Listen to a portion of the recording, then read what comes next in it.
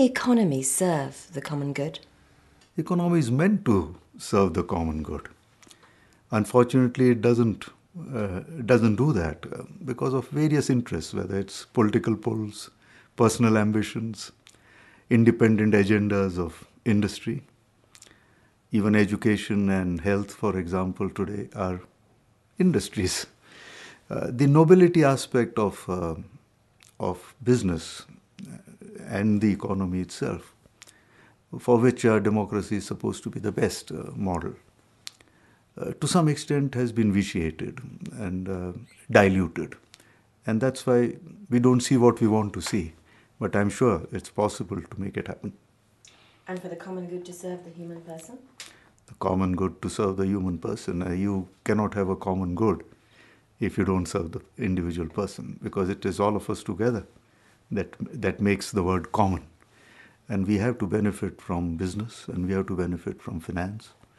We have to benefit from economies. It is said, I read Kaku yesterday, who was a Japanese president of Canon Incorporated. He says that a rise in tide lifts all ships. So if there is a rise in tide in terms of performance, in terms of objectives of business or the economy or finance, it lifts all ships. And that would, of course, lift also the individual. Is it possible for finance to serve the common good? I think finance and business are an intrinsic part of the economy. The approach one likes to look for is finance and business doing it for the economy or doing it for themselves? And when I refer to the economy, it should be inclusive in terms of its reference or context. Economy is not for a political party. It's not for being victims of majority rule. And I think one of the definitions of democracy is the tyranny of the majority. It's always the objective, the very purpose of business or finance, which ultimately decides what role it's going to play. And I feel it would be in the interest of everyone if business and finance would have an enlightened objective, which is what this summit is trying to address. What can the corporate world in the West learn from India? And what can India learn from us? I think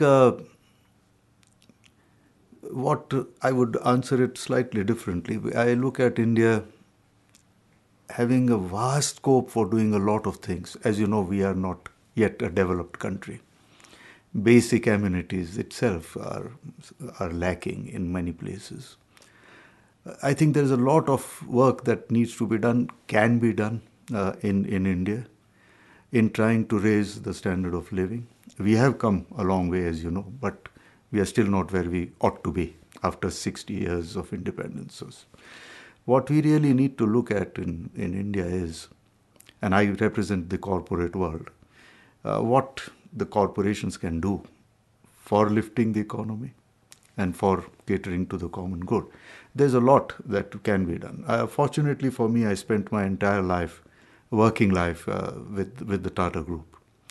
And the very simple line which defines our purpose in the Tata Group is, our purpose in Tata is to improve the life of the communities we serve. We don't say our purpose in Tata is to become a $100 billion group by the year 2020. So I think the objective of a corporation like Tata is very, very clear. And therefore, we remain very focused in what we do. It's not the purpose of this interview, but otherwise I could have defined the very business model on which the Tata Group has been created. But yes, we have a long way to go. And we can contribute as the Tata Group is contributing.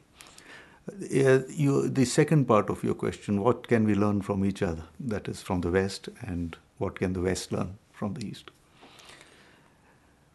I think the common good that you refer to is in many ways a dictate from the within of a person. To some extent it involves a spiritual concern, because you're talking of human brotherhood. And what I find as a difference between the two societies is that the West is extremely materialistic. On the other hand, in the East, we accept fate deciding ourselves as a taken. It's changing now, but it's taken. I think the West has to become more spiritual in order to address common good. And I'm not talking of spiritual in terms of religion. I'm talking of listening to the inner voice. That's what I feel we need to do here. And what we need to do there is to see the practical side of life and how excellence in terms of performance has been achieved by the West, by standards. Its ripple effect, how we can take it down to the common man, is what we need to do. And while it is performance blended with the spiritual concepts that would help the East, it is performance blended with the concern for substance that would change the logic for all that we do in the West.